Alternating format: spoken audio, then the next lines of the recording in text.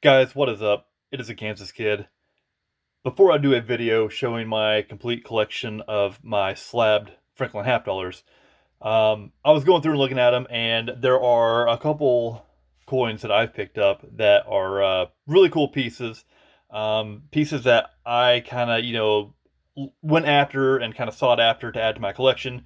And I just want to kind of highlight one of them in particular that I've never showed you guys, just because it's got a cool story behind it, and maybe you guys haven't heard about it.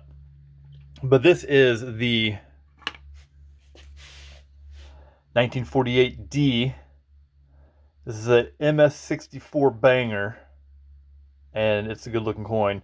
But this is from the Omaha Bank HOARD. And if you guys know what the Omaha Bank HOARD is, it's pretty cool. It's a pretty cool story. Um, it's pretty good stuff. So I knew I wanted to have one of these in my collection.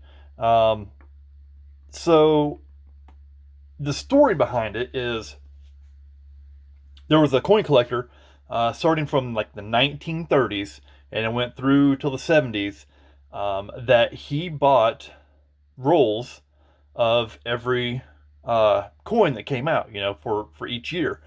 And so they were sealed rolls from the bank, and he stored them at the bank. So the whole time they were there, these were uncirculated. So anything you get from the Omaha Bank HOARD has never been in circulation. And so there was thousands and thousands and thousands of these coins from, pennies, nickels, dimes, quarters, half dollars, all that stuff. So the person that owned all of these, they're anonymous. We have no idea who owned the Omaha Bank HOARD, but they ended up selling the collection. And they sold the collection, and PCGS was able to get a hold of this collection from the auction house. And what they got, they have certified and slabbed. And like I said, all the stuff they had when they broke it out, these are just like when they were in the roll. So these are completely uncirculated and have been slabbed and designated. So you see here, 1948D, PCGS. It is Series 46. Now, Series 46 is where the coin falls in the ladder of the coins. And coin number 2 this is the second coin in the series of the Franklin half dollars. So, for example, a 1948 would be coin number 1. 1948D, coin number 2. 1949 would be coin number 3. So forth and so on. So if you guys see that and what that is, that's what that means for your series and your coin. So, cool piece. If you guys have not read about the Omaha Bank HOARD, definitely check it out. Read about it. It's pretty neat. So, here's the thing.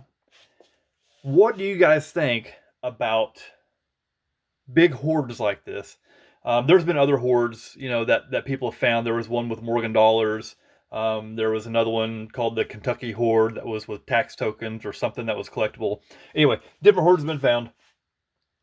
What do you guys think about these hoards being submitted and graded and thrown out there in the population of graded coins?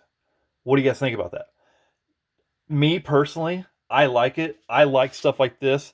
I like stuff that's kind of like a specialty piece type of thing.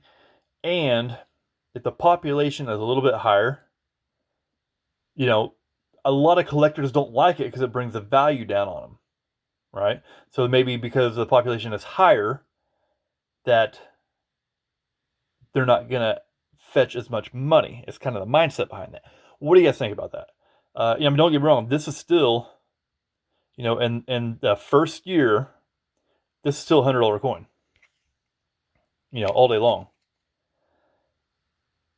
From the Omaha Bank HOARD. Now that's why that they designate it like this, because being a separate designation, it is a separate type of population because it's from the Omaha Bank HOARD. You can get a 1948D MS64 banger, but the population is different because it is coming from the Omaha Bank HOARD, or if it does not have that designation whatsoever. So it kind of varies and it kind of depends. But that's why they designate that too, is because, you flood in. So I don't know how many, Franklins that they had in there, in the bank hoard, but you got to think. My understanding is they bought a roll every year. So this right here, there would have been only one roll. I'm sorry, probably two rolls. A roll of 1948 and a roll of 1948D in the Omaha bank hoard. So, really the total population of these is very low for that 1 year. Now they bought it for 48, 49, 50, 51, all the way through. But to have for that year from the Omaha bank hoard, there's only one roll of these from there. So that's where you're going to have, your more sought after coin, right? But going back to flooding the market with coins, do you think that these hoards that they come across and they grade, do you think that is enough to flood the market to cause a problem with other coins? I like the idea of the separate designation on there to kind of keep them separate. Me, I want to see them out there. I want to see stuff like this Omaha bank hoard. I want to see stuff, come out there for the collector's market, for the idea of that. So anyway, if you guys have not checked out and read about that, definitely give it a read. It's pretty cool. And some of their pieces can go for quite a bit of money, but it's cool to have one in my collection. Guys, I will talk to you soon.